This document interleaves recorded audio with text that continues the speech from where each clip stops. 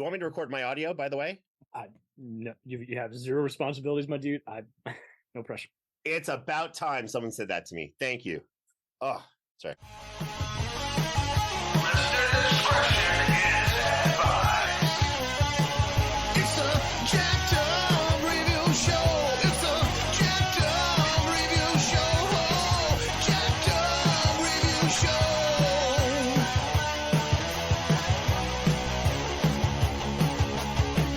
It's a jacked up review show. It's a jacked up review show.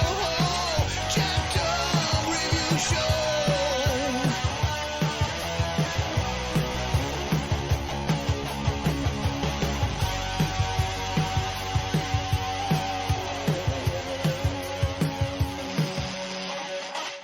After you, sir. That immortalized voice is the podcast god known as James Gavsie. Tonight, I'm your host, Sully. We have a wonderful podcast host, film producer, audio voiceover artist, unaccomplished martial artist. So thank you, sir, for stopping by and sharing some inspiring stories. You're very welcome. By the way, if I may, slight correction. I'm actually not a voice actor. I've done maybe 3 things, and I've worked and been fortunate to be around incredible voice acters. I listen, I'm all about taking my accomplishments and getting the accolades. I'm like, hell to the yes on that, but I can't do in that area. I've been witness to some incredible performances and gotten even friendly with some amazing voiceover actors. Someday I hope to grow up to be like them. Wow. That's not the day today, but everything else was dead on. You'll make the top 100 list soon. Let me do a countdown. If it makes you feel happy, without naming the title, because I'm not trying to talk shit, I stopped listening to it because you played a character who died, and I didn't find that too funny. Oh, wait. Well, you're gonna have to narrow that down. There's like 5 of them. For some reason, people are like, they want to give me a line here and there, and they're like, and by the way, You fucking you're died. going to be great, and then you're done. And I'm like, I think the writers and the producers of these audio dramas, they want me involved. They're projecting a little bit, but that's okay. A little bit. I'm still here. Some of it's a prank. Yeah. You've done all kinds of factors, and you're keeping up this positive momentum. For those who want to know a little more about you, you also do a podcast called Who Would Win. And just so you know, guys, James is doing pretty much one side of the same coin. He's just like he's all big about positive motivation. He is all about I be the bigger man, and whoever I rep in this fictional character versus game, the comedy must land. I must be repping the underdog while, my co-host Ray reps the video game or cartoon character, which he is nerding all over. It's a fun formula. As a result, you've kind of created your own official podcast network. I've listened to all of the other people you guys have all been part of, and they're all vastly talented in their own right. Kevin Goatee, Crystal Storm, Kevin Israel, Brent Pope, all these guys who are just dynamite and all working in different kinds of entertainment. But before we got there, what were some of your icons and real life heroes growing up? Oh, wow. Well, first of all, my parents were awesome. Absolutely amazing. They were my first superheroes, as I like to tell people. It's so sad when I hear how many just had only a single parent, never knew their mom or dad. And Yeah. It's never... It seems like that's spawning even more mental health or midlife crises half the time. I think you're onto something. Yeah, I definitely won the parent lottery, and they were. Sorry, my mom's still around. My dad unfortunately passed away a few years ago, but he. Sorry.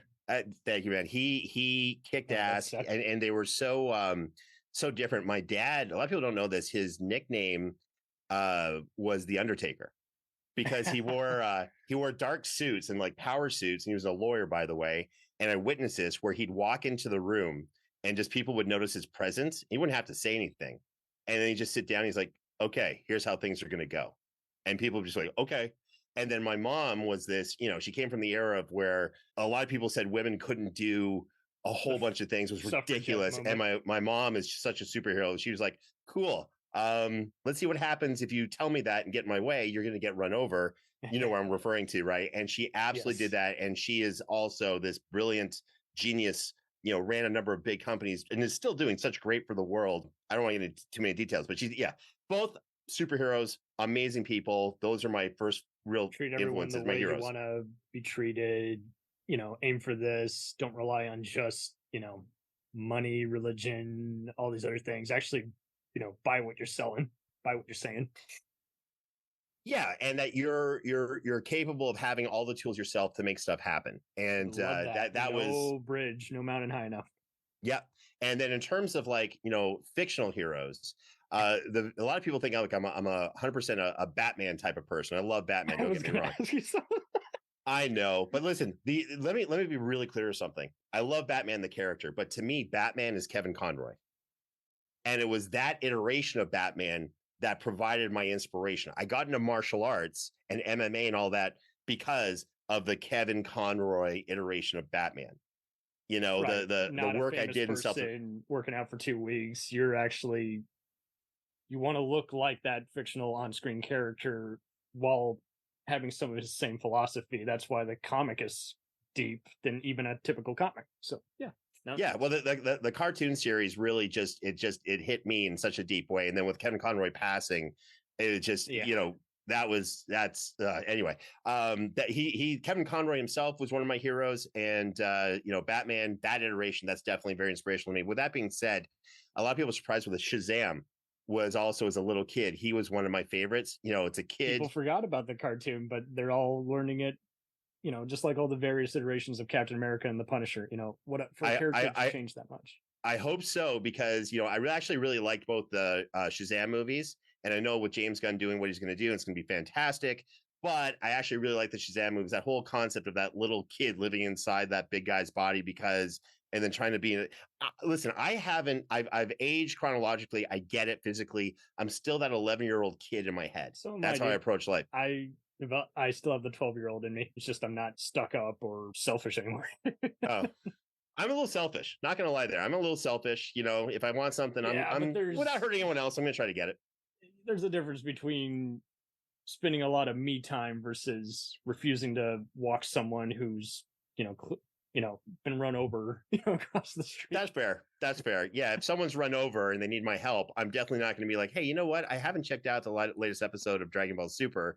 Let me check that out first. I'll get back to that. Hope they're okay. No, I'll definitely, yes, I understand my priorities as a human being, help someone who needs it. And then I'm going to go there. But, yeah, and then superheroes just became my thing. And when you and I talked before the show, where I grew up in Canada, if you wore like a Batman shirt outside, you're not supposed to know. I'm just kidding. Go ahead. Yeah, right. I know. Well, listen, things happen outside a podcast. Behind the curtain. Yes. People always want behind the scenes. But yeah, superheroes have been. I love pro wrestling, but superheroes have been my thing since I was a kid. And now I get to watch everything Star Wars too, and I get to watch it with my kids and.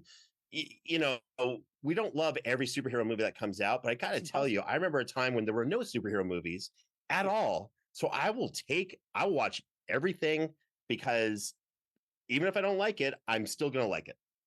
I think everyone's learning to just kind of go beyond just what something is scored on Rotten Tomatoes, or what, like you say, is like, get better with your words. Describe the oversaturation versus a lot of what you see and love. And I've even talked to some other comic book podcasts on your earlier point, and it is funny how is like some of them are like, fuck, what I signed it myself up for. I'm not liking half of what I'm seeing. And then there were others it's like, well, it's impossible to not review something good versus bad. It's gonna happen, and you can still be constructive with said review. You can even love watching something. I mean, Ray has done that, with his podcast, watching infamous cartoons, Sure. And let me make something very clear. Listen, you're referencing Ray Stacanis. He is my co-host, and yes, we work together on the Who Would Win show. No, it's all good. Here's the deal. Listen, I don't agree with anything he has to say. Like nothing. Unfortunately, he's a very good debater. Well, and unfortunately, he's got that very gripping voice. And so that's why I keep joking. I love your voice, but god damn it, if I find anything I can get behind. Listen, and I've got to play my role on the show. I hold back quite a bit, as I'm sure you can tell. Yeah. As I'm sure you can tell, and we're also love the gruff voice, and then we're family friendly. Like a lot of times. Listen, this is how I talk on the Who Would Win show. Family friendly. I want your kids listening, but I gotta be real. Sometimes I feel like saying, "Really, Ray? That's what you're thinking?" You know what I mean? Like I really want to kind of go gruff and see, like, I don't think you're right at all. Let's see what happens. But I can't. I love that. By the way. Yeah. Thank you. And so that's your best Kevin Conroy. Well, I'm not saying I've tried to practice my Kevin Conroy. I've actually tried to practice my Kevin Conroy voice quite a bit. I've used it in meetings, by the way. It works well. When someone tries to negotiate something too hard and you're like, you go Kevin Conroy Batman, man, you'll get what you want out of that business negotiation. Did you ever see that famous Batman prank call? No. Someone was actually using the Kevin Conroy soundboard and they were using it to like order pizza or some shit. Please find it and send it my way. I will use that as my my template. Quotes. You sound like you're full of it. Oh god. Oh, I love it. You've told some very fun martial arts stories, and again, you've really hit home on the whole, do not go out of your way to get in a fight. I tried martial arts as a kid. I was an epic fail, long story short. I could still make time, but I know I wasn't serious, so I didn't keep up with it. I didn't want to waste anyone's time.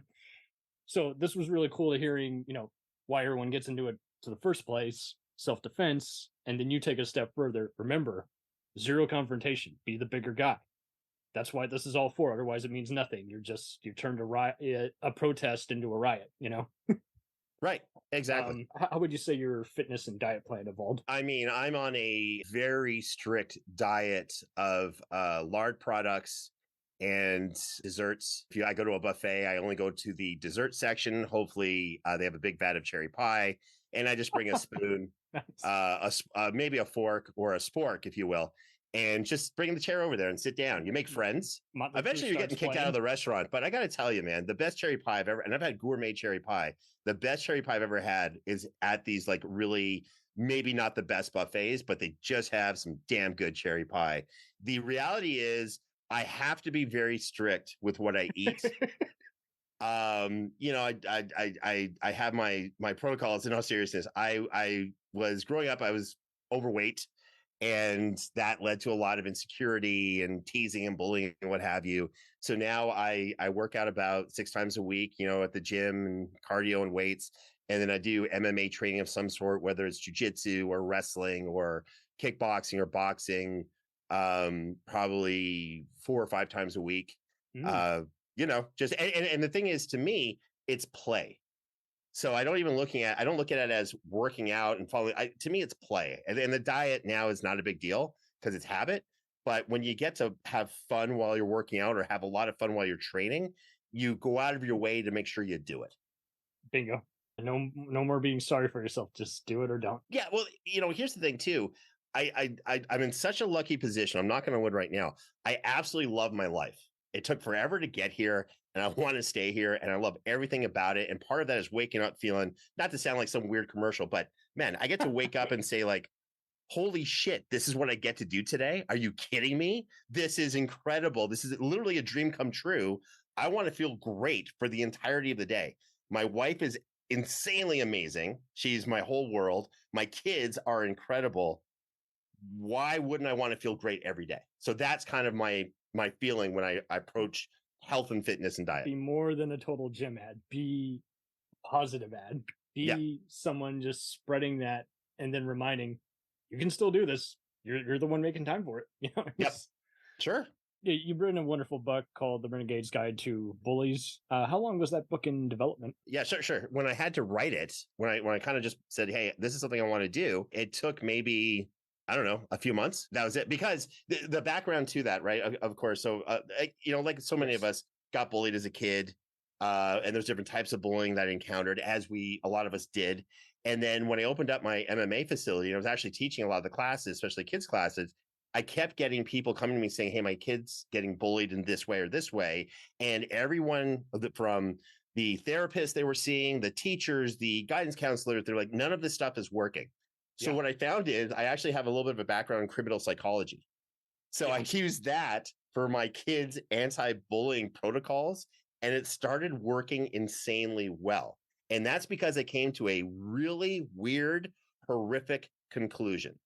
And that is bullying, in many instances, whether it's social bullying, cyberbullying, any type of bullying you can talk about, it's not just a physical bullying, it's an assault.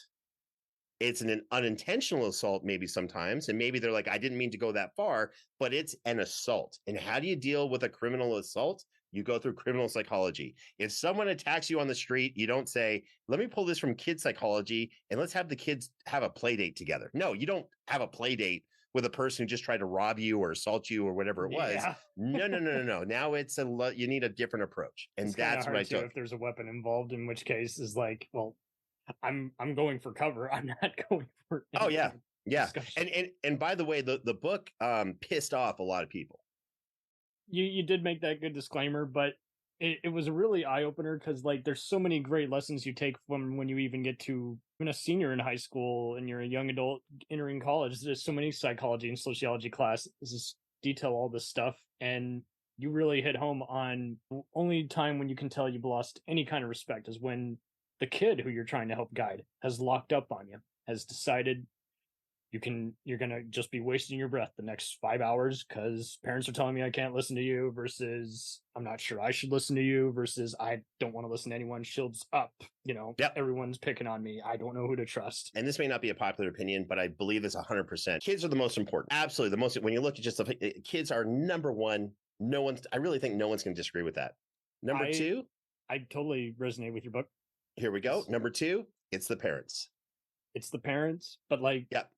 And teachers are so important. And listen, great teachers are gifts to the world. A great school administration, a great principal. These people are just the greatest gifts to society. I'm just saying that, and that's how it is. That is true. However, number two in the list, parents. Yes. And I will debate that with politely, but passionately with anyone who has any disagreement with that. Well, and you don't villainize anyone in this discussion because you want to actually dissect how to deal with these problems. So often, I mean, I deal with it in my security job where I have 911 dispatchers who want a reason to not send me police officers to help out whatever I got to deal with. And it's just so annoying because they take their sweet time. And it's like, this matters now. Otherwise, the next 5 conversations we have don't signify anything. And it's just so interesting how you dissect how work with a trustworthy teacher versus, is like, in no way, shape, or form are you encouraging vigilante action. You're just flat out saying simple, just like warnings. It's like, okay, you mess with my kid, there's going to be a lawsuit sent to your dad's office. Something that's a promise, not a threat. Sure. With that being said, the best results I've ever had, whether it's for my kids or helping someone else, is going to the administration, teachers, or what have you, and saying, listen, we all want the same thing.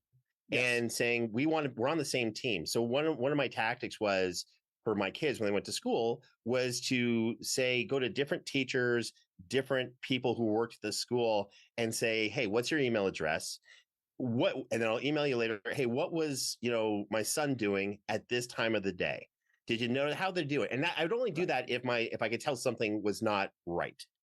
And you would be surprised, or maybe not, but a lot of people would be surprised how the teaching staff, the administration, were so on board with this communication, right? And then, by the way, I would then become the school's biggest advocate, right? At parent meetings, whatever. If any parent would be like, "School's not doing enough," I'd be like, "No, yes, they are. Let me tell you what they've done." So all of a sudden now I'm preaching the benefits of the school. So It was just always mutually beneficial when all of that came together. Exactly. And you're actually inviting all these different people to talk together because you're saying they've done all they can on their end.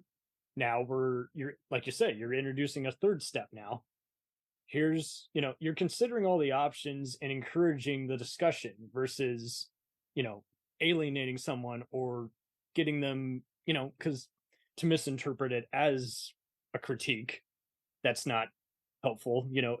It's cool to just see that it is possible to have a conversation. I got through school by just ignoring people. And eventually I was boring. I was a Viggo Mortensen, Keanu Reeves, essentially, and they left me alone. But that was a lot of crying by myself in the corner and getting annoyed and being like, what the hell am I doing with my life? So it's easier said than done. Not everyone has a process, and it's cool to see you outline a process. But I related to it a lot because there were plenty of times where my grandmother and mother, both former teachers, would actually check in on me. And the teacher would be, no one likes to have someone staring at him in the corner, but we just had to say from one teacher to another, hey, I was making sure my kid's actually learning in your damn class. Nothing personal. Mm-hmm. Not telling you how to do your job, not telling you how to teach. It's not, no disrespect. I'm just checking in on what the hell's going on.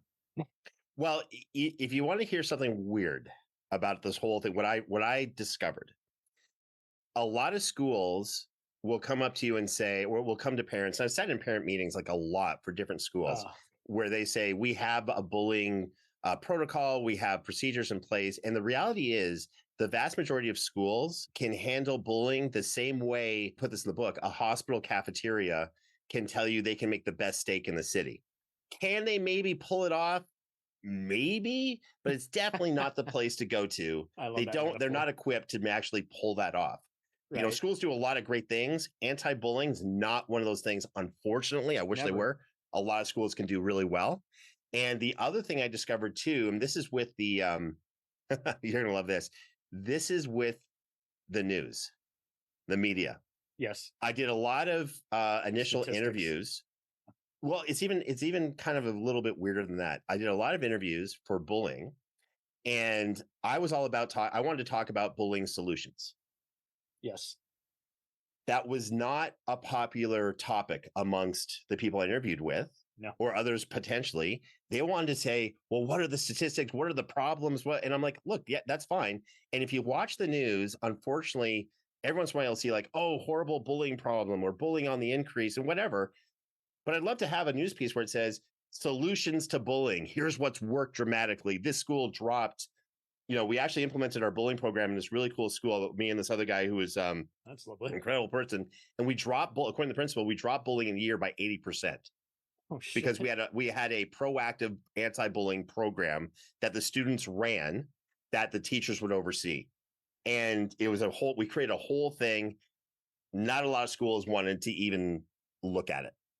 Yeah, because it's basically, and it's so hard to get through that. Is like, we're not telling you guys are doing a bad job, but we are implementing that a change needs to take effect. Well, what happens? No, check this out. What happens in your mind if a school then goes to the school board or school whatever regional school administration and says, hey, there's this great anti-bullying program. We'd love to implement that at our school. Their administration is going to say, really, you have a bullying problem? You can't handle bullies at your school? Yeah. You need additional. That's what I discovered. And I'm like, oh my gosh, got it. It's a political thing.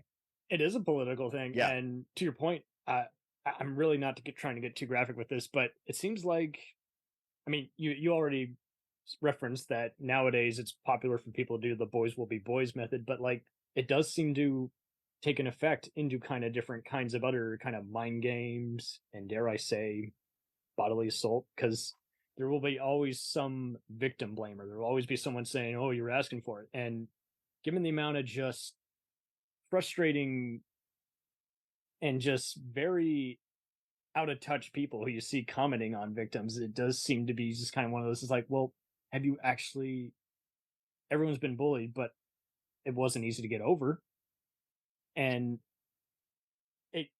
it's going to happen. So like you say, you might as well brace for impact and motivate people to realize I got 5 different lifelines I can do instead of just run into an abandoned gym being pursued by 5 people trying to stomp over me, Listen, the any anti-bullying program has to be proactive, right? That's the whole thing. You got to set it up. You got to have people, students, and not to kind of take over this whole conversation about anti-bullying, but the reality is you have to, like, let's circle back to the Who Would Win show, right? We've got a couple of social media channels, right? And here's the deal. Whenever you have, opinions, a whole show, we're just an opinion show, right? That's all we are, right? We're a debate show that offers opinions. You're going to have people who state something like, what do you think about this actor being this person, this character? Or what do you think about this? And what I look at, and I'm actually actively looking at stuff, is when people come on and say, that's a horrible idea, or you suck for doing this, or whatever. Guilty. That's okay. Hey, here's the deal. We're all allowed to have an opinion. I didn't say you suck. Yeah, right. And it's all good. But there's a right way there's a level of respect to have when you address someone, right? 3 points. You got it. And so when someone makes a comment like, oh, I don't agree with, oh, that's a horrible thing, that actor sucks, or whatever, or oh, I hate this Who Would Win episode matchup, it sucks, I'll answer it and be like, cool, I'm so glad you love it. What's your favorite thing about it? And then they'll answer back, no, I said I hated it. I said, I agree. It's one of the best shows we've ever done. Why do you like it so much? And I said, I'd love to hear your opinion. And they give me their opinion. I'd be like, that's interesting. Why do you think that? And then all of a sudden it's all diffused. You know what I mean? So diffused. You didn't have to do any mind game. You didn't have to do any sticks and stones. You just flat out were like, I know what you're saying. I'm not going to give it to you. And guess what? I'm going to rub it really in your face. You're having a wonderful time. Right. Or maybe I do know what you're looking for, which is validation. And an opinion, your opinion to matter. And for me to say, I do think your opinion matters. Tell me, I'm not against you not liking what we're doing. Until Why do you use like your it? words, I'm going to keep saying the opposite. You know, right. And it's just to diffuse and show that we're not trying to be combative and that there should be respect across the board. Because that's what some of them want. Some of them want to rile people up. They want an angry response because they're so used to getting that. It's so weird. Some people drive you crazy because this is like, why do you want a negative response? But if that's all they've got in all their life, it becomes kind of the norm. Well, it's because it's something we said at the beginning of the show or before the show. I don't think there's truly like when people give a bad response, a bad review, whatever it is, they're entitled to do that. Absolutely. That's cool. And maybe they're just having a bad day. Maybe they're not a bad person. Maybe they're just having a bad day or something is not cool in their life and there's no other way to express it. You know, people got stuff going on. So, okay. Maybe they got a good mind, but not a professional way to say it. So they might need to take a writer class. You know, it could be something. Now, listen, I'd love to keep talking about bullying, but I have more important things to talk about. Correct. So and here's the deal. Okay, listen, I don't mean to take over your show. This is really James Gavsie being James Gavsie, by the way. This is what I do. I go to a meeting and I listen for a little while. I'm like, that's cool. All right, so listen, here's what we're really going to talk about. And here's the deal. Because you're a comic book person, you've watched MCU, DCEU, now the DCU. You know, you and I kind of are on the same level when it comes to ultimate geekery. We share this thing. We're kind of elevated thinkers in that regard. Not everyone's on our level, and that's cool too. But here is the deal. Right, exactly. It's very rare. There are 5 things over the years with the MCU that have bothered me insanely. I have been quiet about these 5 things. This is a constructive take, guys. So yeah, everyone's been complaining about the MCU and da. And look, again, everyone's got their opinion. I actually love the MCU. I really do. But I got 5 major complaints, and I got to tell you, Cam, what's that? 3 things that can be improved, guys. 5 things that could be improved. But anyway, 5 things. So you are the only person who I feel I can bring this to, because Ray Stacanis, again, he's lost in drinking Pepsi Max and doing horrible things to his body and mind, and you know, just whatever. Okay, here we go. My 5 biggest problems with the MCU. Number 1, there is an inconsistency with power scaling in the MCU. For example, Thor Ragnarok. Thor's one of those powerful beings. I know whatever. He didn't have Mjolnir when he went to that planet. Yet all of a sudden, they can tase Thor, the god of thunder and kind of lightning, but an electric taser could take him out, right? Or he's bound to a chair where he's about to get his hair cut by a cool cameo by Stan Lee. Really? Thor is bound? He's like, there's hand straps. He can't get out of it. And then when he has to leave, he jumps out the building and then casually jogs towards the spaceship he needs. No, this is someone who can jump great distance. Where is the power scaling? Captain America takes on Loki, and remember the first Avengers, kind of gets his ass kicked. And then at the end, in Avengers Endgame, Loki kind of gets his ass kicked by Thanos, but Captain America can actually punch Thanos hard enough to hurt him. And that's without Mjolnir. What in the heck is that? Okay, number 2, more important. Continuity issues. And it's already bad enough that every movie feels like it's got to be like Marvel. The recent Dungeons and Dragons was a total knockoff of the Loki versus Hulk fight. And I couldn't tell if that was a homage at the end or if that's how every movie's got to do a comeuppance at the end. I love Dungeons and Dragons, the movie. I'm that movie. Not a bash, by the way. Just interesting. Oh, I think you were bashing it. I'm kidding, of course. No, I absolutely, oh my God. I absolutely, and I'm going to tell the writers, by the way, I'm having lunch with the writers next week. Is not something I'm doing, by the way. So, but no, I did think that as well. At the end, there was a little bit of a Hulk smashing Loki kind of thing going on, which, by the way, we need more of that. Just from the camera circling around, it's like, yeah, no, that's. Oh, I loved it. It was cool. Now, speaking of that, the Hulk. Okay, I'm just going to say it. The Hulk didn't get his payback against Thanos. Did he? So after the Hulk, and I hated this scene, gets beat that easily by Thanos. I hated it. I get it was for the story, whatever. And then in the second Avengers Endgame, Hulk's got his arm all messed up, like Smart Hulk, you know what I mean? Banner Hulk. Let me ask you a question. Picture this. The Endgame battle's happening. Banner Hulk is seeing all of his friends getting just destroyed, beat up. Thanos is kind of dominating. And he all of a sudden he hears that angry Hulk voice come in his head. Captain America turns to him and says, Banner, you know what you have to do. And all of a sudden he hulks out and just his arm heals and he turns into rampaging Hulk again. And then just says Hulk is the strongest one there is. And then just starts beating the hell out of Thanos. Thanos eventually gets away, but who wouldn't have wanted to see the rampaging Hulk get the better of Thanos physically? Right? Why didn't that happen? Why didn't that happen? It just feels like once they reset the Hulk, to answer your question, it seems like, well, we didn't get along behind the scenes with Ed Norton, who feels very differently, but passionately in different ways. So then they're like, we just want Ruffalo to just have a shit-eating grin and just do nothing in the background. It's like, well, that's fun and all, but us hardcore Hulk lovers, we want more than just the persona of him. We also want him to get his due date battling someone who wronged him.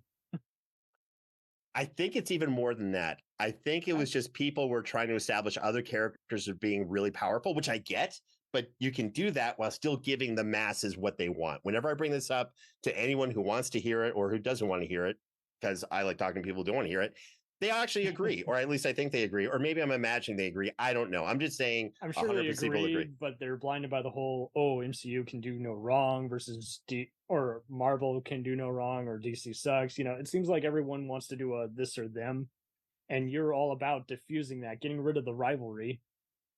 It can all be enjoyed. It can all be enjoyed. Also, I enjoy talking to people who tell me they don't like superhero movies and then talking to them about only superhero movies for great lengths of time because they get uncomfortable and I just enjoy the whole process. Moving on. No, side note on a side note. Side note on a side note, yes. You're a fellow Trekkie, and I do the same thing. I'm trying to detoxify the Star Trek fan base because there's a lot of them who are becoming like Star Wars or Halloween fans. They don't know how to use their words. And it's so funny. Some of them will sometimes say, I'm not really a fan of horror. I'm like, then why have you seen other sci-fi shows like The Twilight Zone? You're a horror fan. You can't tell me the Borg aren't space zombies. You're a fucking horror fan. And you just said you don't like zombie movies, but you watch all the Borg episodes. So what the fuck? Do you hear yourself? Listen, this is why I feel the schools are failing today's youth because they're not addressing these important topics. Such as why Captain Kirk's a better captain than Jean-Luc Picard, or as we used to call him in Quebec, Jean-Luc Pisser. The thing is that when he, anyway. Moving on. Yes. How dare you? How dare you interrupt my flow? Moving on. Number 3, my 5 biggest problems with the MCU. Show my rules. Yeah, exactly. I acknowledge none of that. Number 3, the way Nick Fury lost his eye. Oh yeah, fuck that movie. No, hold on. I actually really liked a lot of what Captain Marvel kind of brought to the table. I liked a lot of aspects of it. We can agree to disagree, but we know I'm right. Fine. The thing is that how Nick Fury lost his eye, whoever greenlit that decision, I believe should be brought up on federal charges of larceny and other things I don't know of. But the point is free larceny. Listen. I know a lot of people actually I know people have worked with Brie Larson, and here's the deal. They rave about her. They actually say that she's very cool, a very nice person. I've never met her. I'm just saying, I think there's also a lot of jealousy because we'd love to know people who are in that. My whole point is the only thing I can focus on that movie, Cam, if that is in fact your real name, is the fact the way Nick Fury lost his eye. That was criminal. That should not have happened.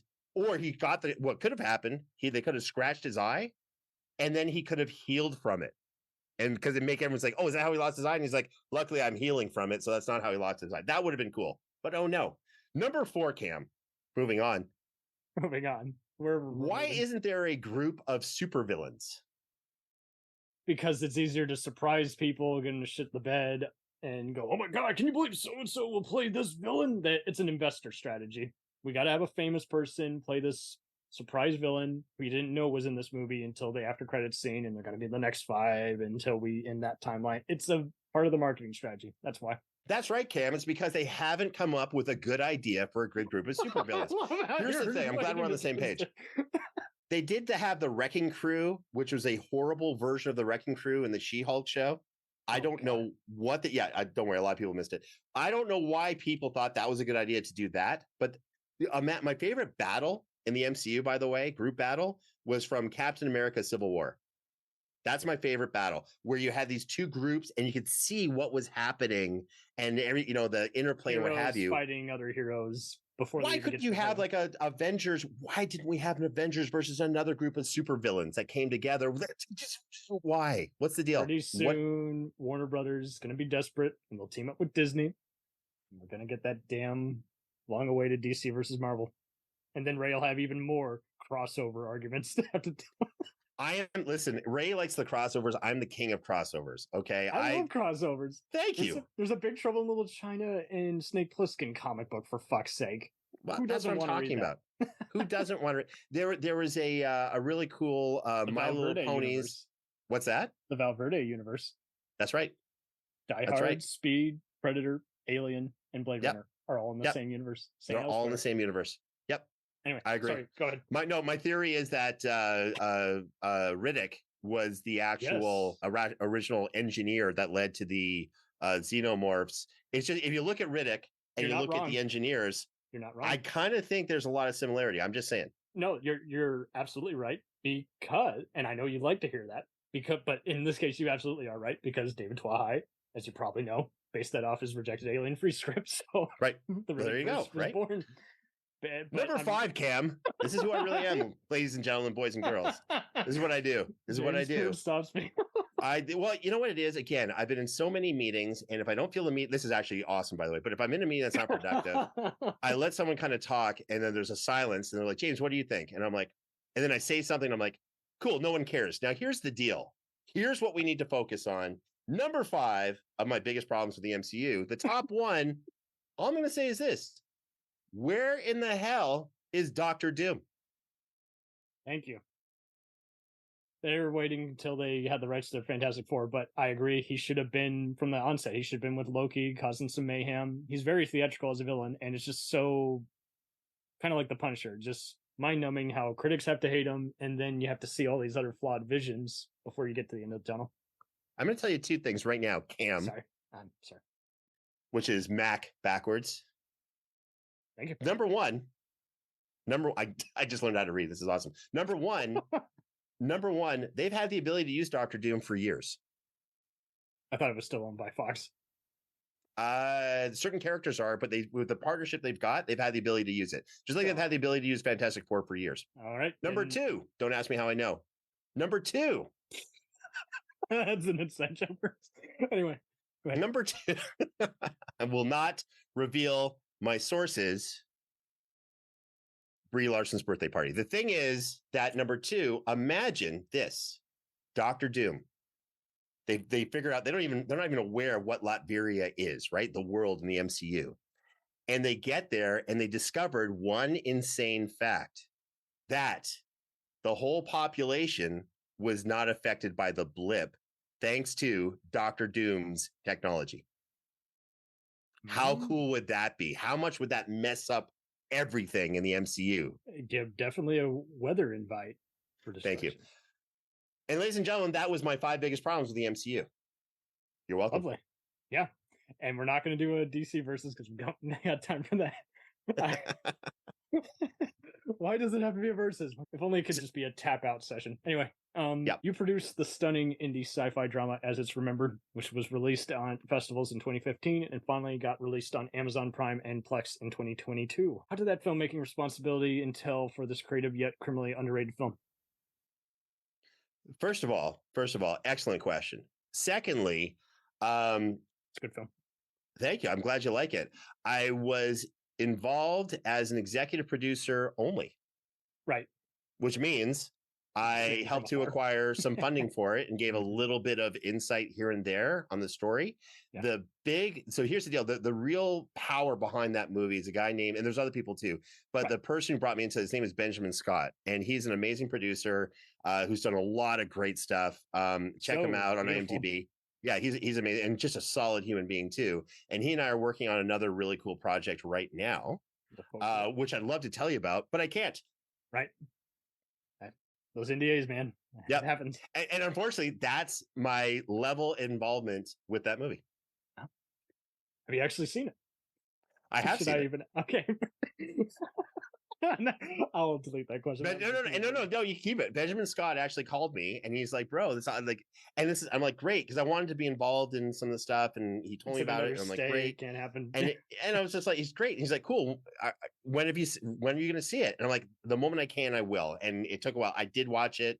I really like the story. I encourage everyone to do it. And the reason why I like the story is because it's an interesting play on time travel in order, like, you know, it's a little bit like Flashpoint without the special effects and without the superheroes. Or without the infamy of Flashpoint.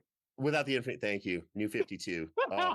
That's funny how it's kind of like Chinese democracy is used whenever people want to talk about a band flunking out a terrible album. It's funny how that's like the repertoire for judging a good or bad comic book. Just people bring up Flashpoint and they, you know, you see a circle of groans. Oh, follow.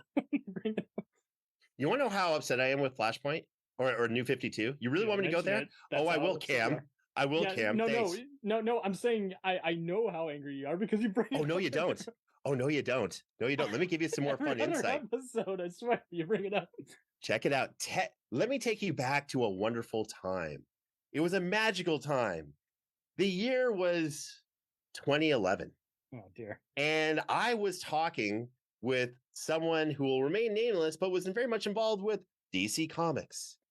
And at their offices, they said, let me show you, because I was really into what was happening with the Flashpoint. I didn't know what was going on with it. And he's like, and let me show you what's going to happen once Flashpoint is over.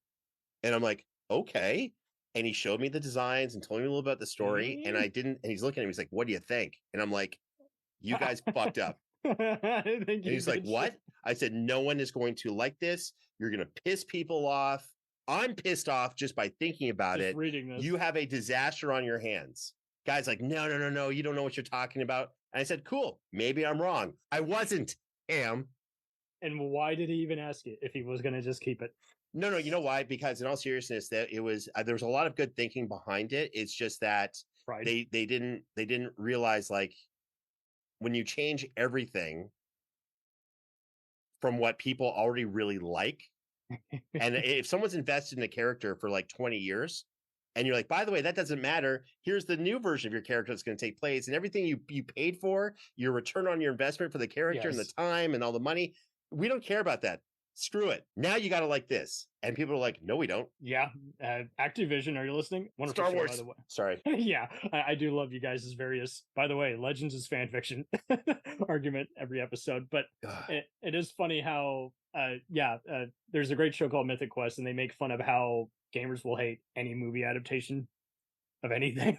And it's the exact same thing. It's just like, you've changed it to where there is no point of any return. Just don't do it. We've kind of heard it here and there. Are we ever going to hear a Patreon episode on Who Would Win where we hear all the foul mouth behind the scenes bloopers?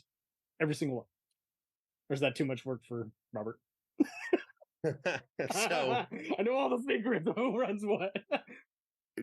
There's how do I answer this nicely, politely, nicely? Just say no. No time. No. I think when there's a lot of kids who are Patreon, who are through their families, and like families who are members of our Patreon community. And I think once the kids grow up and they're 18, we'll consider releasing the B-side. The B-side. I think that's about it. I don't always swear, but when I do, I'm great at it. When James Gavsie swears, he fucking swears. I'm pretty sure I coined the term fuckery. And Leslie Jones stole it for her podcast. Perfect. Yes. Will Amira, Eileen, or Anna, best known for the famous Muppet vs. Sesame Street, matches ever return. No. Okay. I'll tell you why. Amira. You belted it out. No. Anna Brisbane, by the way, I'm kidding. I both of them are fantastic. Anna Brisbane, by the way, I got to work with Anna on a couple of other little small projects. She's a genius. Not only is she very nice and very cool and everything, she's a genius, like legit genius. And I predict the next 5 to probably 5 years, she's going to be a massive breakout star in whichever way she wants to go. Like, if you haven't checked out Anna Brisbane, go check out Anna Brisbane on YouTube, Twitter, and Instagram. She is fun, very cool, and an incredible voice talent, and a really cool person too. So the answer is maybe. And Amira, she actually moved. What happened was Amira was our engineer. She was our Robert Clark Chan when we first started with Race to Canis back in the day. So I talked to her every once in a while. She is awesome. She's good people. Really like her a lot. The answer is I hope so for both. Very nice. I like that. We'll return after these messages. Hello and welcome to Culture Shocked, the pop culture podcast brought to you by 4 aging millennials and our outdated opinions. Join us every Tuesday as we discuss movies, TV, games, and even music, new and old. Dude, what do you think you're doing? Are you seriously trying to record a promo without us right now? Well, yeah. Dude, you can't just do the promo by yourself. Who's gonna listen to that? Yeah, and you probably haven't even told them that we're a pop culture podcast where we always agree on everything. For instance, the Sam Raimi trilogy, easily being the best of the Spider-Man movies. No. But I think we can all agree that Jaws is a classical masterpiece. Nope, don't like that. But we do all agree that the sequel trilogy of Star Wars is the best in the Skywalker saga, right, guys? That comment is so ridiculous. I don't even know where to Anyways, that'll do it from all of us here at Culture Shock. Thanks for listening. Do you ever find yourself thinking about who would win in a fight between Goku and Superman? Hi, I'm James Gavsie, and on the Who Would Win show, me and my co-host Ray ignore anything important happening in the outside world and debate fictional battles between characters from comics, movies, and video games. We got a new show every week, and almost always am I the winner. Yeah, not true, Ray. In the past, we've discussed such matches as Captain America versus Darth Vader, Solid Snake versus the Iron Giant, classic matchups like RoboCop versus Terminator, and even the Muppets versus Sesame Street. That one was crazy. So if you're a fan of geek culture and love a spirited debate, check out the Who Would Win show wherever you get your podcasts, or check us out at whowouldwinshow.com.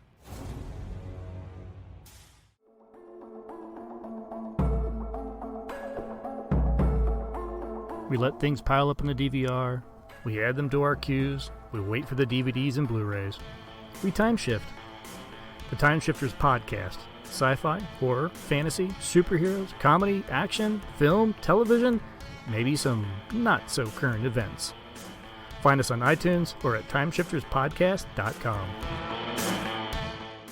Cool thing about Blind Knowledge is we are in multiple countries. We are worldwide all across the globe. We are in the US, we are in the UK, we are in Canada, Germany, India, Japan. We're in Australia, y'all. BlindKnowledge.com. Now back to the feature presentation. Dragon Ball Z, One Piece, Naruto, all things that we love, all manga that were originally published in the legendary magazine Weekly Shonen Jump. But not every series can run for 300 chapters and have a hit anime. This is David. This is Jordan. We're the hosts of Shonen Flop. Each episode we look at manga that ran in Jump that didn't quite make it. We discuss what it did wrong, what it did right, how the series could have turned itself around, and ultimately, was it a flop or not? Run all your favorite podcast apps, and you can find us at shonenflop.com. Keep on flopping, floppers. And what was legendary about those earlier matches is they were such a hit at the comic conventions you guys went to, and then you kept redoing it because it was such a popular matchup, and then having the characters actually, some voice actor pretending to be the character call in. Have you guys ever wanted to do that, or is that just too much work to add that on? I want to do that all the time. All the time. Here's the thing. Race to Canis, he's like the outrageous character on the show. With that being said, he's also insanely sensible. Yes. And he's also the irony. He's such a hard ass. And I'm actually I think I'm playing more of a character on the show than he is. Because when someone ever kind of gives me some pushback, I am, pardon my language, I'm the biggest sarcastic motherfucker of all time. who will overuse mom jokes in the worst way possible, by the way. And I will hit below the belt. To combat Ray's dad jokes, but it's fun because I just love the dry pauses, just the silences where you're just like, oh yeah, that's what they do in this, and Ray will get more pop culture savvy. He's like, oh, this and that, but you're just even though it's just audio, we literally see in our heads each time just you got your version of the Rock's eyebrow. Oh yeah, it's just like, oh yeah, really. Oh yeah. Really? When we used to do the show in studio, which I'm hoping we get back to, sure. Ray would say something, or I'd say something, and Ray would just give me this look. And sometimes the look was just insanely funny, whether Ray intended it to be or not. Or Ray would say something, and I'd just pause, and I'd just take a slow sip of my drink, and I look, and this would be out of the show, and I'm like, "Do you kiss your mom with that mouth, Ray?" Like just some weird, just horrible stuff. Yeah. And here's the deal. Ray is like I hate saying this because I'm not a fan of Ray on the show, but he's an insanely talented person in so many different fields. Right. I want to hate the guy, but I can't because I'm so freaking impressed by what he can do in all these different ways. He's insane. And Robert Clark Chan, by the way, can't sing his praises loud enough. This guy is awesome too. Like just the improv backgrounds, and Ray was a former pro wrestler, and everything they do. Plus, they're actually good, solid human beings on top of that. Irony, man. The irony. Yeah. I'm the biggest asshole on the show, but which is why I have to ask you how you would defeat Ray in a real life fight. He's a wrestler, but you have all these different Krav Maga methods, and you're a bigger man. You know how to lure people into traps with the mind fog. Yeah, this is horrible. That's okay. This is horrible. Just let me know if you don't want me. No, because like especially in jiu-jitsu, right? Brazilian jiu-jitsu, you can have someone in a very compromising position. And I won't say what position that is, and all of a sudden it's a dominant position. And if someone's like being too aggressive, what I try to do is calm them down politely and they don't get hurt, but they're put in a weird position. And then I start doing my old Hebrew school teacher voice. Like, okay, so you feel a little tingly. What's happening now? You okay? And then and of course, we never see him again at the school and they quit. So it's not a good business tactic, but boy, do I have fun. In a fight between Ray and myself, unless there's going to be a large percentage of the pay-per-view and live gate and merchandise revenues that come to us, the fight's not going to happen. I love how this is a throwback to season 1. Right. Okay, so this question comes from Delvin. Delvin, the smartest person on the internet. I'm not even sure I'm ready for this. Bothered to get off their ass. Give me a kick-ass question. Is there a character you would love to use on the show, but for logical reasons would not work at this time? Yes. Care to say? I sure would. You can't say. Okay, keeping it a surprise. I'm going to go to his second question, which will actually play into this question, coincidentally. On a scale of 1 to Megatron losing, Ooh. How mad are you that Ray got to play Batman before you? Actually, I've played Batman a while ago and a few different things. The other thing is, too, I was considered for that. I talked with Matthew Dawson, who's, by the way, another awesome human being. Yes, everyone check out his podcast, please. Yeah, Dial Up Podcast. He's a great guy, and he did videos for us to hype up the shows. Yeah, for 2 years, and just Dial Up Movie. Yeah, this guy's this guy's awesome. He's just a wonderful human being. I don't know if I told you this. I have no time to do anything. Right. Even this on my schedule, it shows as a meeting, and a meeting of the highest degree. Like no one can bother me. I'm not getting my phone is off. I'm like And the moment this is done, I'm running to another meeting. He knew. Right. I would, unfortunately, and this is also why if someone says, hey, can you do me a favor? Can you, like Crystal Storm, even Ray Cicanis, can you come on? It's a short paragraph for us. And I'm like, I'll do it at 1:00 in the morning, once I'm finished, and I'll send it your way.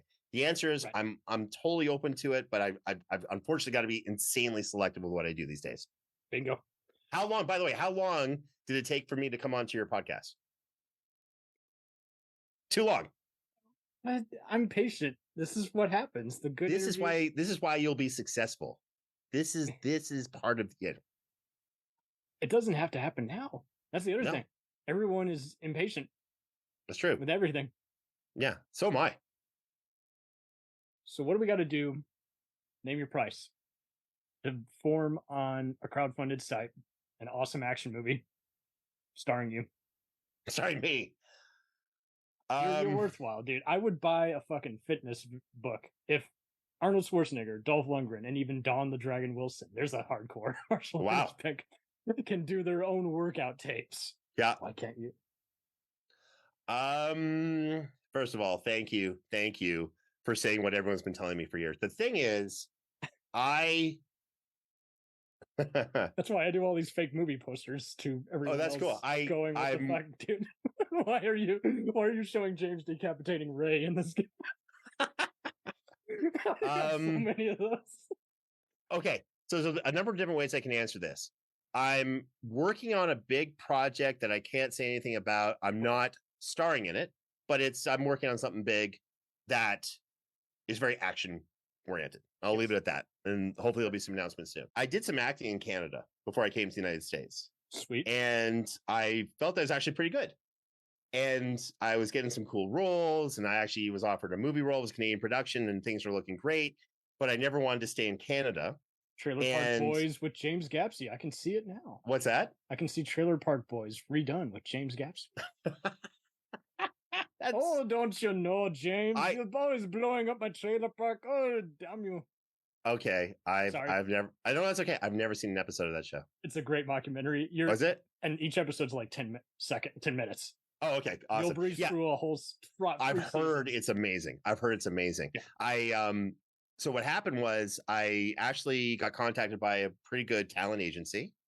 And I just finished this really cool gig where I had to portray a version of Arnold Schwarzenegger on screen. I see that. And I had to do the whole yeah, a little bit. Yeah, I was like, your bodybuilding needs more protein for what you're trying to do, activate the muscles, and trying to be more Arnold than Hans and Franz. Yeah, totally. Oh, absolutely. I was like, and I had improv too as Arnold. I'm like, you remind me of my kindergarten teacher that I killed in the schoolyard for not letting me eat the glue. Anyway, it was all good. The point was when I went with the talent agency, we had a meeting, and I said, and I was in university at the time or college. I said, do you think I'm going to actually I would have to drop out of school. I said, do you think I'll actually be able to make a career out of this? And the agent said, yes. I said, great. Do you think I'll be landing like any good roles, like leading roles? He's like, no, you're the guy who's going to get run over. You're the dead mafia guy who gets shot. You're the guy who we fish out of the river because you were killed to send him. And I'm like, what? He's like, we're getting all these roles. You would be perfect for them. And that's when I said, got it. I'm dropping my Canadian acting dream and moving to the US. You could have still found a way to appeal to the director and convince him to change up the script.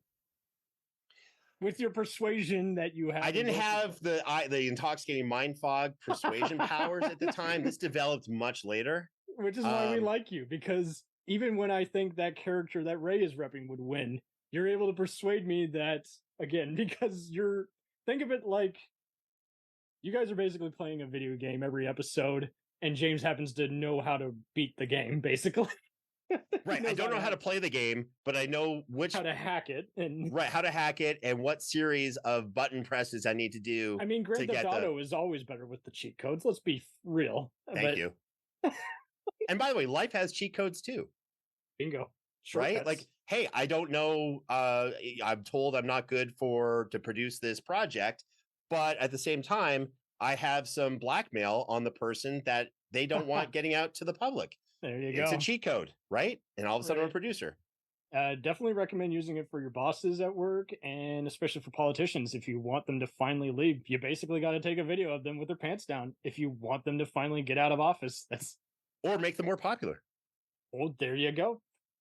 The average Law and Order episode ends with them getting a guy on a totally different offense, because that's how you win.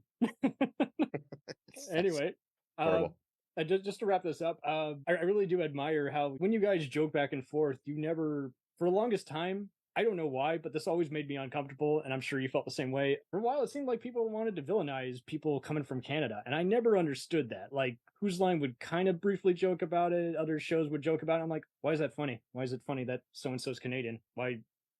It was kind of like when people were making slurs to Middle Eastern people post 9/11. Oh, have you ever been to Canada? I'll tell you why. I have not, but I have a relative who's actually living there right now. What part of Canada? God damn it, James. I don't know. I seriously don't know. Listen, man. Listen, Cam. I know it's not the same. I know it's not in an You can't say, oh, I know this guy in the United States, therefore I understand how Americans think. Canada is a very large country. No, how dare you, sir? This is my fucking show. I make the rules here. Anyway. By the way, pushback on your pushback. I villainize people from Canada all the time. Okay. All the time. Don't get me wrong. I was just in Toronto. Right? And I either make friends or I get people who hate me, which means I have funny stories to tell. So I'm at the CN Tower. For the record, just so you know. Anyway. What's that? No one hates James, for the record. Anyway. I know. I thank you for that. I like being liked. Here's the deal. So I'm at the CN Tower. There's a nice restaurant up there. It's cool. I'm with my family. The waiter's really awesome. He's like, where are you from? I said, we're visiting from Los Angeles. And he's like, really? And I said, yeah, I'm originally from Ottawa, Canada. And he's like, oh, okay. Well, which one do you prefer? And I said, you can't really compare Canada to the United States. And he's like, why? And I said, that's comparison like apples to a bank with $1 billion. That is all for you. And he's like, what? And the reason I said that, because I could tell he was very pro-Canadian. So I started screwing with him and I'm like, listen, where are you from? And he's like, oh, I'm from Edmonton. I said, got it. I'll talk slower. So here's the deal from people from Edmonton. What you don't, and by the way, people from Edmonton are awesome. The reality is, let me just make this very clear. Canadians are just like Americans. You're going to have some that are awesome and some you may not get along with. The Terrence overall, well, there you go.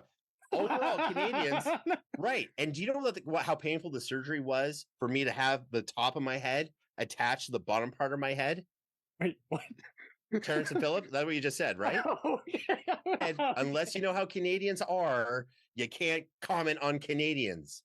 Terrence and Phillip, that is exactly how Canadians talk. We have a lower jaw that is disconnected from the top part of our head. Okay. And there's a painful surgery I had to do to get my skull connected. More on that later. Even though Canada has the best insurance, what the fuck? Yeah. Sure, as long as you pay 100% taxes, it's great insurance. That's why we got all the Ivan Reitmans coming over here. No, by the way, Canadian healthcare actually is I'll joke aside. Canadian healthcare is awesome. I know. Don't kid yourself. It was funded by Jack Bauer's great granddad. There you go. Keep Sutherland value. Thank you. And to quote in James's words, a national treasure. That's right. And that is the only character I've asked. Please rep him on the show. Jack Bauer? Yes. Be able to see clips, squeeze it in for the research, and you would. He is literally the Punisher or Jim Caviezel and Person of Interest combined. Like, oh, fantastic! Or so here's what I'm going to do. When we rep him on the show, and I'm going to pull back the curtain a little bit. Yes. I sometimes I'm very creative in my research, and by creative I mean I don't like doing research all the time. So what I'll do is I'll call someone. I'll say, hey, how would you fight against this character? See, the difference between Ray and Ray is like, I'm going to go to this website. I'm going to spend hours researching it. I'm going to get in trouble with my family because I'm spending much time. I'm more of a, who already knows this character, and hey, I'll give him a call and I'll say, how would you fight this person if you were this character? And I'll do that to like 5 or 6 different people and I'll have all my information within half an hour and I'm good to go. Sweet. That is how everyone should solve life's problems. Just ask for a friend and get on with your day. Listen, is Bill Gates the smartest guy at Microsoft? Who's to say? No, the answer is no. He is not. He is not. I'm not saying he's not smart. I'm saying he's not the smartest person at Microsoft. But he surrounds himself. Apple. Just to exactly. So we don't feel like we're biased. I mean, like me and my house. My kids are way smarter than me, so I'll ask them to do stuff. Just like with politics. When we solve our problems, we're basically the director, but the director is only as good as their crew. So doing some film metaphors here. If James may be good at running his house, but if he's got an unreliable crew members who can't help him repair his house, man, that's going to be one unpleasant stovetop to scrub down. Let me, okay, Cam, hold on. I'm being let me explain something in my house, okay? Let me explain the reality of my house. Okay, you don't have to explain it. Oh, no. I do because there's who knows if my wife will listen to this. She's a genius. She's awesome. She's very busy. The person who runs my house is not me. Listen, I am the boss. I am the leader in almost everything else I do. Okay. So in my house, it is my wife who runs, and gladly and thankfully so, runs the house. I am her enforcer.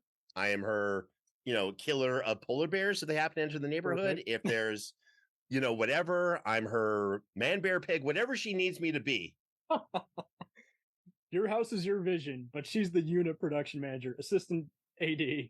She's the executive producer and the studio. Yes. Yeah. It's prison rules in my house is the problem right now. Ooh. Yeah. Yeah. Well, fortunately, you know how to get someone in a headlock, so you're good. Lots of guillotine chokes that I get from my wife. The point is, she's really good at jujitsu. I taught my wife jujitsu, and I learned a valuable lesson: is that they'll apply chokes when you're not knowing that you're about to do some sparring. Lovely. Yeah. Would you like to promote before we go your Max Impact Martial Arts Studio? No, but the Who Would Win show is available for everyone. Yeah, thank you. No, I do own a really cool MMA training facility called Max Impact Martial Arts. It's on the west side of Los Angeles, between Santa Monica and Malibu. Right, yeah. A lot of people don't know this. I'm at that school. I'm called Mr. G. G stands for my last name, Gavsie. Anyway, they taught SEALs, Secret Servicemen, and Army Rangers, and the members of the DEA, allegedly. That's fucking awesome, and more than what I will do in this lifetime. So I applaud you. Oh, thank you. Listen, and I had fun doing it, and it's one of my. I look at law enforcement and our armed personnel as superheroes. Mm-hmm. I love when policing. I love great policing, which a lot of people try to do. I hate bad policing, but I love great policing. I'll support it anyway. And I have a few friends who are on, still in the service. That's why I suggest these spies and assassin characters for your rep. I totally see it now. Gavsie is going to rep all the different hitmen, assassins, spies that Denzel Washington and Liam Neeson and all the other action greats. Oh, hell yes. Hell yes. But yeah, so they martial arts has been a big part of my life. And the reality is, that helped with a lot of overcoming a lot of the bullying, both the physical bullying, the fear of physical confrontation I used to have, and also it helped me double down on being very comfortable with myself, which helped me then learn how to talk to people and not be afraid if, what if they don't like me or what. I was like, either they're going to like me or they won't, and it's going to be funny. Either way, it's a win for me. You're actually trying to get them better at their workout routine, and they're telling you some inside stuff, and you're getting an idea of just how crazy the world really is. Look, when that horrible thing happened with the police officers in Memphis and what they did to that poor person, which is beyond horrific, beyond horrible, beyond everything. Do you know who contacted me?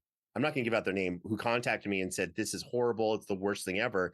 It was some of my friends who are work with, again, I want to be careful, police officers within the greater Los Angeles area. And they're like, that was horrible. How could they do this to another person? They were insanely horrified by what they saw. So just for your listeners, just keep in mind, when you see something horrible, if it happens with the police in one area, remember, not every police force is run the same way across the country. There are federal regulations and standards. It's much like your schools. They're using these methods, and they, like you say, they get a bunch of complaints. They don't have time to read them all, because how can you? And again, if the administration isn't working, then you just got to get a new administrator so that the force itself can implement better change. But it's easier said than done, like you say. And it's frustrating to have to complain at a police office and make your complaint very validated. My sixth biggest problem with the MCU, thanks for reminding me, Cam, is the fact that Venom has appeared in the Sony Marvel verse, but not in the MCU the way we wanted. We were teased Venom. So lost. Sorry. No, I segued in a really funny way. Okay. You triggered a memory. I'm like, there was another thing in the MCU that bothered me. Anyway, I'm kidding, of course. So listen, no, the MMA school is there. Listen, if anyone ever wants to come by, contact us. If you're a fan of the Who Would Win show, you're an instant VIP at Max Impact Martial Arts in the Pacific Palisades, beach town of Los Angeles, between Malibu and Santa Monica. But with that being said, keep an eye out on some insane announcements that are coming my way, and really keep enjoying the Who Would Win show. We love the fan base. We love everyone who engages with us. And even if you disagree with the outcome or disagree with something I say or Ray says, we especially need to hear from you, because then Ray will be angry. That gives me joy, and most likely you'll agree with me, which also brings me joy. And when James Gavsie has joy, the world is just a better place. Why do you think I keep sending out that hashtag? James is always fucking right. Listen, it's so simple. You're not wrong. Everyone say it. You're not wrong. You're not wrong. The amount of people who DM me after are like, oh, I can't believe. Yeah, it's all good. And I got to tell you, when we did our live shows at comic conventions and what have you, what happened was all of a sudden the audience would shift over to one side of the panel room, my side. All of a sudden, Ray would have like 3 people sitting in front of him, and I'd have like people standing room only on my side because, well, you know, they didn't even agree with what I was saying. They were just like, we're just anti-Ray. Sorry. It happens sometimes. And in my political party, there's room for everybody except for Ray Stacanis. The James Gavsie Party coming soon to Ottawa. No. How dare you, sir? No. No. I think that's where a relative of mine lives. I'm from Ottawa. That is, You should go to her house. She'll make you cookies. I haven't been to Ottawa in decades. Ottawa's a great place, but man, once you've had a taste of the United States and Los Angeles, I'm like, man, it's... James, your favorite sci-fi show might be filming there. You might get a big part. What sci-fi show is that? I'm just making shit up. I don't know. Oh, gotcha. I was like, wait, there... But if Stargate was filming it, you would go. Oh my God, I love Stargate. If The Expanse was coming back for a billion season. Don't even get me started on the ending of The Expanse. Don't even get me started on the ending of The Expanse. Come on now. Well, whatever your take on it, I'm looking forward to your next Expanse repping on the show. Yes, because absolutely. We need justice for the Rocinante. I actually have. One of these days, I'm going to mail you a copy I have of the ship. Oh, thank you for that. You know what? My son just 3D printed a massive. It took him forever. A massive. It's probably 5 feet long, and probably like a 1.5 feet deep of the Rocinante. He 3D printed it. It took him forever, chunk by chunk by chunk. It was crazy. Man, that's dedication. Yeah, I know. And then I broke it because I had a who would win fight between the Batmobile from the animated series, the 90s one, and the Rocinante. And what's funny is it just couldn't keep up, oddly enough. The Batmobile, when I launched it using my vacuum in reverse, and I launched it, and my son's like watching. He's like, Dad, what are you doing? I'm like, shut up, do your homework. I got this. And I just launched it, and it just absolutely destroyed the 3D printed ship he worked on for like weeks, blew it apart. And he's like, Dad, I'm like, that's right. Batman's better. The Batmobile went through the Rocinante, just as I theorized. And he's like, they would never fight. It's a car versus you. I'm like, they're never going to fight now. You literally obliterated the Expanse to being like none other than one of the ships in the satire known as Starship Troopers. You literally went through it because no one goes through Batman. Listen, Cam, life's tough and it's got harsh lessons you need to learn, right? The sooner the better. Yes. He's like, and my son's like, I'm learning calculus and history and all these aerospace, blah, blah, blah. And I'm like, really? Have you learned what the Batmobile can do? No. Well, now's your lesson, jackass. Right. Okay to air. Sure. And by the way, absolutely sure. I'm absolutely sure because air this too.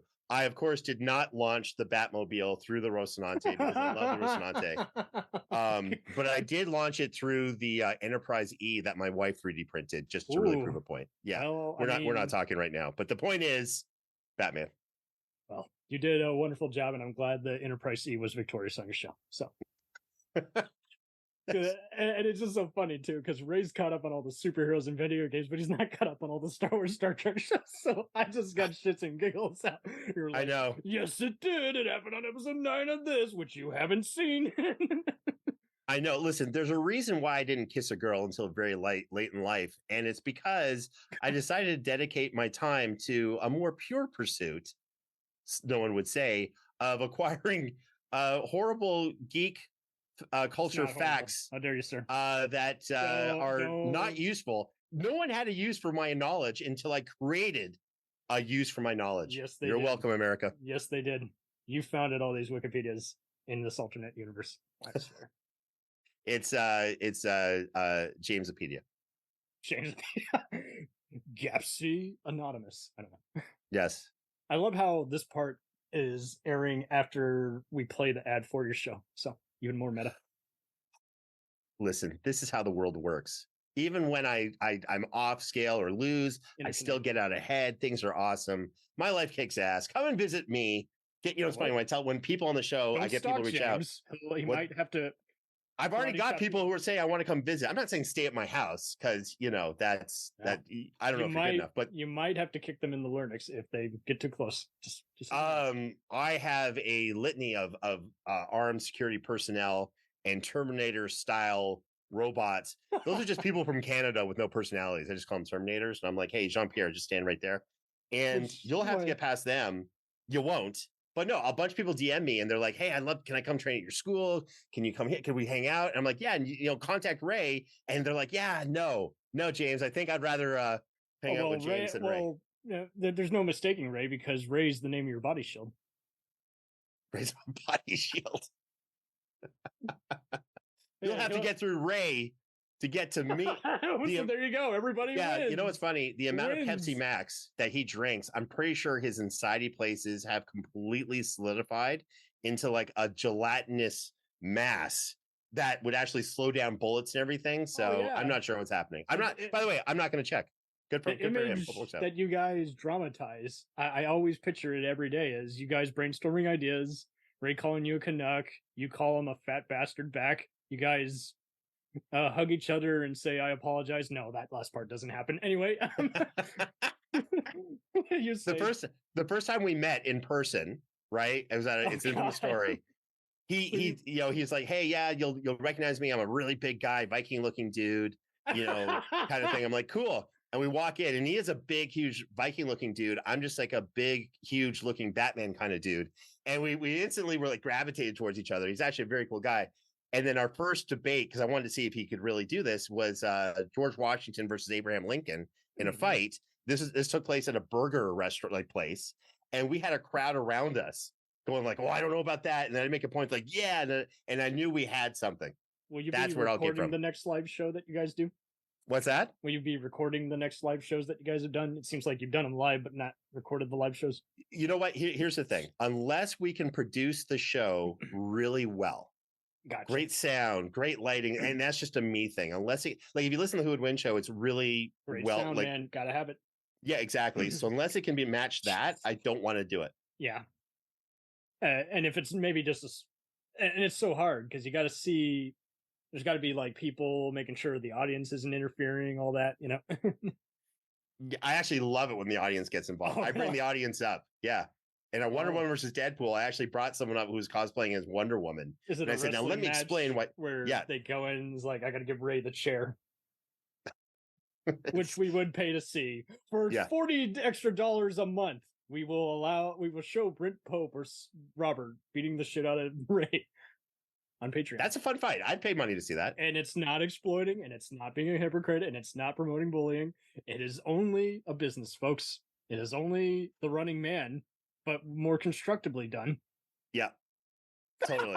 No, totally. I'm kidding. That's a terrible idea. Don't do it. Listen, we and then I'll but last thing I'll tell you, we mentioned this a little while ago. The casting agents for a show on Netflix called The Floor is Lava wanted to have the Who Would Win team on. Mm-hmm. And I was I'm like, guys, I really don't think this is a good thing. And we were making it through every casting round. And listen, I'm a producer. I'm that kind of thing. And so So I was kind of like, it's not for me. Anyway, we're making it through. And I'm like, I don't think we're the right fit. He's like, no, you are. Keep going. I'm like, and I'm not trying to kill the answers, but they were like, okay, guys, tell us how much gaming you guys do. And Brent was saying, well, I do this much game. Brent Pope was actually asked. Ray said that. And I'm like, cool. Unlike these guys, I actually, instead of shooting or martial or fighting, I actually do that in real life. I don't play video games. And I'm thinking, great, that killed it. And the guy's like, that's so funny. Next round. And I'm like, what the? Okay. So the last round, I think what did it was when they asked Ray how he would do in the obstacles, Brent how he would do in the obstacles. They come to me and I said, I would use Brent Pope as a flotation device over the lava. And I would use Ray as a battering ram to literally break through whatever I need to break through. So I'm thinking I will damage your set. And I'm thinking, that's got to be it. Nope. They love that answer too. This is why Gavsie is the real Jason Bourne. Listen, I went to a rough Hebrew school. Mrs. Finkelbaum, when she comes at you raging You do like a reference her a demon. lot. I can't Oh my believe God. you I know still the have name. nightmares. I'm like, I wake up swinging in the air, throwing elbows, whatever, shooting lasers into the ceiling. The point is, Freaking laser beams. that's right. Anyway, thank you for having me on your show. Yes, you've heard it all, guys. The Gavsie is the man. The Gavsie abides.